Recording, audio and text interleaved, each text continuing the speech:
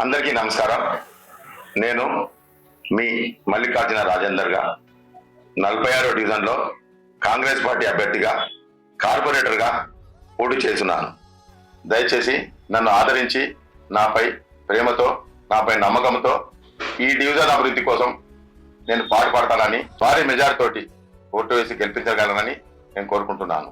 నేను గతంలో 32వ డివిజన్ మంకమ్మతోట, రామ్నగర్, సంతోష్ నగర్, విద్యానగర్, కురుమవాడ అప్పుడు 5 సంవత్సరాలు చాలా వెనుకబడిన ప్రాంతంగా ఉండే దాని అభివృద్ధికి నేను చాలా కృషిపడి ప్రజలు మెచ్చేటట్టుగా నేను అభివృద్ధి చేశాను. రోడ్లు కానీ, డ్రైనేజీలు కానీ, వాటర్ పైప్ లైన్లు కానీ, ఎలక్ట్రిసిటీ కానీ అన్ని విధాల కాలుకు మట్టి అంటకుండా కూడా నేను అటువంటి రోడ్లు, సీసీ రోడ్లు డెవలప్ చేసి ప్రజల మన్నన పొందినాను. ఆ తర్వాత 2000లో మళ్ళీ నన్ను ఆదరించి ప్రజలు ఆ సంవత్సరం నుండి 2005 వరకు కూడా ఇటువంటి పని చూసి నన్ను కూడా మళ్ళీ ఒకసారి నన్ను అప్పుడు కూడా 32వ డివిజన్ నన్ను ప్రజలు ఆదరించి మళ్ళీ రెండోసారి కూడా నన్నే గెలిపించారు. నా పనిని చూసి నాపై ప్రజలు ప్రేమ చూపించిన దానికి నేను చాలా కృతజ్ఞతలు చెప్పుకుంటూ, అప్పుడు కూడా మళ్ళీ ఒక 5 సంవత్సరాలు అదే డివిజన్ వచ్చింది కాబట్టి మళ్ళీ వాళ్ళ ప్రజలు కోరినట్టుగా అండర్ గ్రౌండ్ డ్రైనేజ్ కానీ, ప్రజలకు వైట్ కూపన్ కార్డులు కానీ, పెన్షన్స్ కానీ, పిల్లలకు ఎటువంటి స్కూల్లో సౌకర్యాలు కానీ నాకు తోచిన విధంగా, ప్రజలు మెచ్చిన విధంగా నేను పనిచేశాను. మళ్ళీ 2005 ఎలక్షన్ అయినప్పుడు అప్పుడు మళ్ళీ పోటీ చేశాను. మళ్ళీ నాకే ఓట్లు వేసారు. అభివృద్ధి చేసిండని నా నడవడిక, నా మాట తరిక అందరూ మెచ్చి మళ్ళీ నన్ను కార్పొరేటర్గా ఆదరించారు, గెలిపించి కార్పొరేటర్గా పంపించాడు. మళ్ళీ అప్పుడు రామ్నగర్లో డివైడర్ చేసి సెంట్రల్ లైట్ కూడా అప్పుడు చేయడం జరిగింది. అక్కడ రోడ్డు వెడల్పులో కూడా ఇక్కడ ప్రజలు సహకరించారు. వాళ్ళు మెచ్చినట్టుగా ఆ రోడ్డును కూడా చేశాను.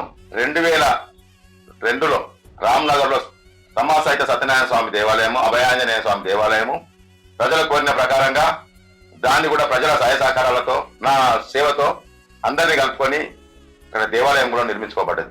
కార్తీక మాసానికి చూస్తే ఒక 500 నుండి 800 నోములు జరుగుతుంటాయి. అప్పుడు గతంలో మేము కూడా గూడెం సత్యనారాయణ స్వామికి పోతుంటాం. ఇక్కడ నుంచి 70 కిలోమీటర్లు పోయి అక్కడ నోముకొని వస్తుంటాం. ఈ దేవాలయం అయిన తర్వాత ఈ పట్టణంలో, కరీంనగర్ పట్టణం నుండి అన్ని డివిజన్ల నుంచి చూడ ఇక్కడ వ్రతాలు చేసుకోబడుతుంది. ఆ సత్యచంద్రుని మహిమతోటి అందరూ వచ్చి అక్కడ నోముకోవడం జరుగుతుంది. 2002లో ఒక శ్మశాన వాటిక ఏర్పరచుకోబడ్డది. ఒక 3 ఎకరాల భూమి ఈ మార్కండేయ నగర్ ప్రాంతంలో బైపాస్ రోడ్ పక్కన ఒక లయన్స్ క్లబ్ ఏర్పాటు చేసి దాని ద్వారా ఈ శ్మశాన వాటికను ఏర్పాటు చేయడం జరిగింది. అది ఒక 10 డివిజన్లకు ఈరోజు అది అవసరం పడుతుంది. దాన్ని బాగా బ్రహ్మాండంగా ఆ లయన్స్ క్లబ్ ఆధ్వర్యంలో మేము దాన్ని అన్ని విధాల ప్రభుత్వాన్ని వాడుకొని ఎమ్మెల్యేలు కానీ, మంత్రి కానీ, ఎమ్మెల్సీలు కానీ అటువంటి ఫండ్స్ తీసుకొచ్చి దాన్ని అందరికీ మంచి సదుపాయాలతోటి డెవలప్ చేశాను. దాన్ని నేను శాశ్వత చైర్మన్. అదేవిధంగా ఈ రామ్నగర్లో సత్యనారాయణ స్వామి దేవాలయాన్ని కూడా నేను శాశ్వత గౌరవాధ్యక్షుడిని. ఈ 40వ డివిజన్ నుండి నేను పోటీ చేస్తున్నాను.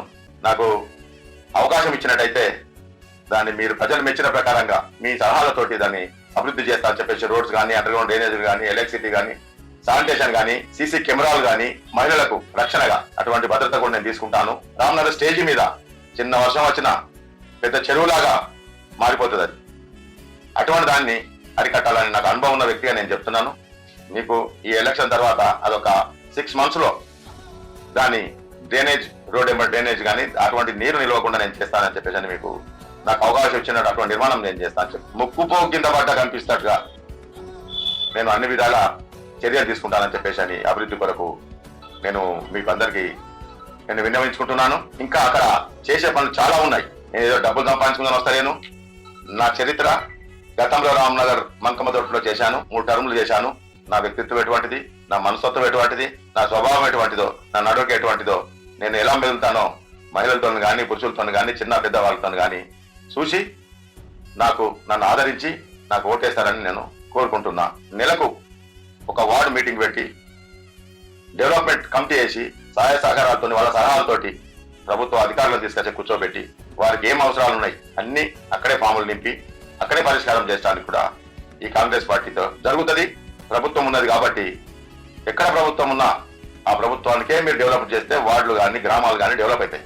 మహిళలు పెద్ద ఎత్తున ఆదరించి ఓట్లేసి గెలిపిస్తే కాంగ్రెస్ పార్టీ ప్రభుత్వానికి వచ్చింది. ఇప్పుడు నన్ను కూడా అదే రకంగా ఆదరించి మహిళలు కానీ పురుషులు కానీ చిన్న పెద్ద అందరు కలిసి పెద్ద మెజార్టీ ఓట్లేసి నన్ను గెలిపించి నన్ను కార్పొరేషన్కి పంపితే మీ ధైర్యంతో మీ మన్నన పొందిన కాబట్టి నేను అన్ని విధాలుగా నేను డెవలప్మెంట్ చేస్తానని చెప్పేసి నేను మీకు అందరికీ విన్నవించుకుంటున్నాను. మీ అమూల్యమైన ఓటు వేసి నాకు నన్ను ఆదరించి భారీ మెజార్టీ తోటి ఓట్లేసి గెలిపించగలని కోరుతున్నాను.